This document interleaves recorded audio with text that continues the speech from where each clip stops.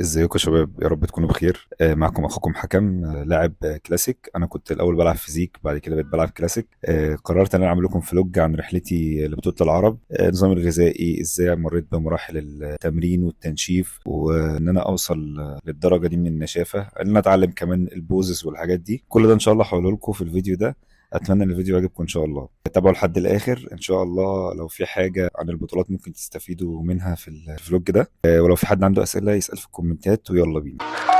الحياة متعبة، ولكن أنا حاذف الباء ومكمل طريقي. زي ما انتم شايفين يا شباب، بصحى الصبح. الناس اللي عارفة البطولات، التحضير والتنشيف والحوارق، الواحد بيبقى في مرحلة أرق، بيبقى جعان جدا، الواحد مش في حالته الطبيعية أصلا. بتحاول على قد ما تقدر تستجمع قواك، واللي انت تفكر ازاي هتقوم تجهز يومك وتجهز حاجتك اللي انت هتبتدي بيها يومك. طبعا حاجتك دي اللي هي الاكل والشرب وكم الميه اللي انت هتشربه على مدار اليوم، فيتامينات وفي حوارق. برشام لازم تاخده بميعاد، لان لازم الحوارق بالذات تتاخد بمواعيد، عشان غلط ان هي تتاخد بطريقه عشوائيه. بروح على كرتونه الميه اول حاجه، بطلع عدد الازايز اللي انا هشربهم على مدار اليوم: واحد، اتنين، تلاتة. وزي ما انتم شايفين كده بقعد بربع ميه، لان الميه ضروريه جدا في مرحله التنشيف، ولازم تطرد الميه من جسمك على قد ما تقدر عشان ما تخزنش تحت الجلد. فعنصر اساسي اللي انت تشرب ميه ياما عشان التخزين الميه ما يكترش عندك. وما اعرفش يا جماعه والله ده ثاني مقاطعه ولا لا، بس انا لما جبتها ما كنتش اعرف يعني. بعد كده يا شباب بلعب بطن على الريق. انا ما صورتش مع الاسف الجزء ده، فسامحوني. لمده ربع ساعه او تلت ساعه بلعب بطن ومنشريات. بعد كده بقعد اشد بوزز برضو قبل ما احضر الاكل واكل. بكون طبعا خدت على الريق جزء من الحوارق بتاعتي. بشد بوزز بالذات على الريق، عشان الفاكيوم بوز بالذات بيبقى في احسن حالاته لما بتشده على الريق وبيقوى اكتر. الكلاسيك اربع اوضاع، اللي هم فرونت دبل بايسبس، والسايد تشيست، والباك دبل بايسبس، السايد ترايسبس. الشباب برضو من ضمن اوضاع الكلاسيك. الفاكيوم بوز عنصر اساسي جدا جدا جدا في الكلاسيك، وهو كفيل ان هو يطلعك بره البطوله. بعد كده باكل اول وجبه معايا، وهي عباره عن 150 جرام رز بسمتي و8 بياض بيض. بعدها كده بحوالي ساعتين ونص، 3 ساعات، باكل وجبة تانية عبارة عن نص تفاحة متوسطة و150 جرام بانيه مع فلفلاية كده متقطعة وخيار. عاوز اقول لكم يا شباب ان في مرحله التنشيف الفايبرز مهمه جدا، اللي هي عباره عن خضروات، او لو انت ليك نصيب من الفاكهه سواء من الموز او من التفاح او الفراوله. بعد كده بتوكل على الله وانزل التمرين في الجيم. بتمرن بتركيز. لازم يا شباب تتمرن بتركيز عشان تضغط على الالياف وتعمل اقصى حمل على العضله، فبالتالي العضله تديك احسن حاجه عندها، سواء في الشيب سواء في التقطيع، الديتيلز عموما يعني التفاصيل. بعد التمرين بروح البيت، اشوي تقريبا 150 جرام لحمه، معاهم 150 جرام بطاطس مشوية في الفرن، ودي بتبقى آخر وجبة فيها كارب.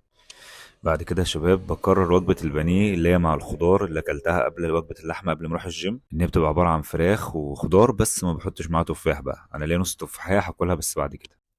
بعد كده يا شباب باكل 5 بيض بيض. بعد كده بعمل وجبة زي سناك كده، اللي هي نص التفاحية التاني ومعاها حوالي 15 لوزة وأربع أو خمس وحدات رايس كيك، بحيث إن أنا أحاول أسد الجوع اللي بيجيلي بالليل والجنون اللي بيحصل. ودي بتبقى آخر حاجة معانا، ببقى قبل ما أنام تقريبا بساعة.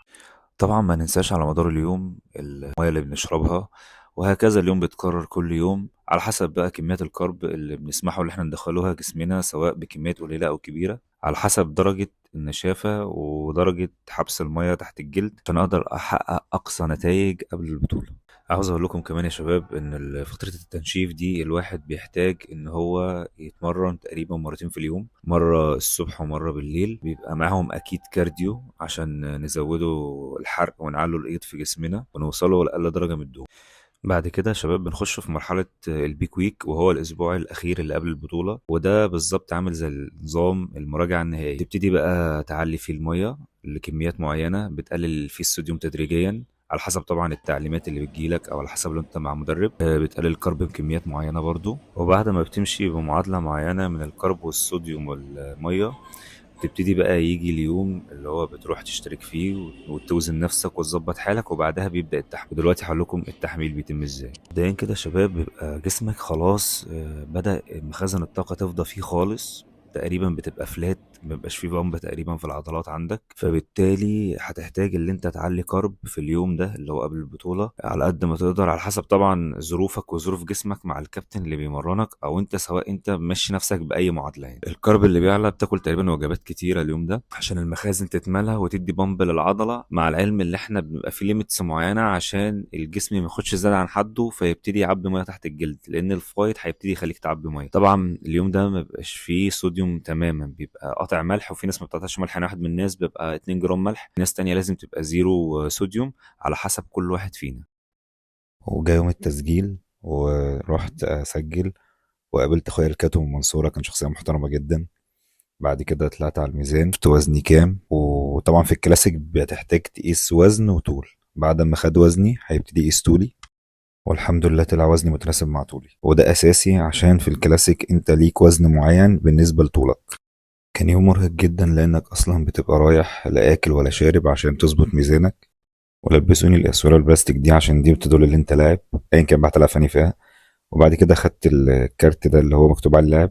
بعدها اكلت وجبه كده محمله بالكرب عشان هبدا يومي بقى. روحت البيت بدات اكل بقى. اول وجبه في التحميل كان فيها لحمه وبطاطس ورز، طبعا كنت باكل في الوجبه تقريبا من 200 ل 250 كارب، وده بجانب اللحمه والفراخ. وبالتالي بكرر نفس الوجبات كل ساعتين ثلاثه، ومعاهم 10 لوزات تقريبا. بعد كده جاي يوم بقى البطوله الصبح بدري، قبلها بثلاث اربع خمس ساعات كده بدات اكل برجر مع كام لوزه ورايس كيك، واحده فيهم فيها زبده فول سوداني، واحده فيهم مربى. انا يا شباب من الاجسام اللي بتحتاج تحمل سعرات كبيره عشان اقدر ابمب. هنا يوم البطوله الصبح بعد ما دهنت تان بدات اعمل بوزز واتدرب عليها. انا على فكره هرجع افكركم ان انا ناقل من فئه الفيزيك لكلاسيك، دي اول مره العب فيها كلاسيك. الحمد لله عملت شيب كويس جدا ونشفت كويس جدا، بس الاكيد يعني ان ما كنتش احسن حاجه لان لسه الواحد عنده احسن واحسن.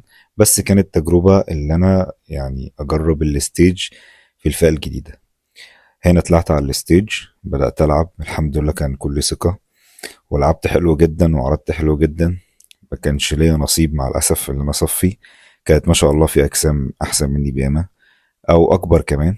بعد كده روحت البيت بقى ضربت بقى زي ما انتم شايفين فول وفلافل وعسل بطحينه وبيض اومليت ومخلل وعيش. الواحد كان على اخره والحرمان وحش والله يا جماعه. اشكركم على المتابعه جدا، واتمنى ان انا اكون وصلت لكم حاجه عن طريق الفلوج اللي انا عملته. واي حد فيكم يا شباب محتاج يسال يبعت في الكومنتات عادي جدا، او في رساله خاصه هجاوبكم على اسئله لو عايزين. بجد بجد نورتوني وشرفتوني.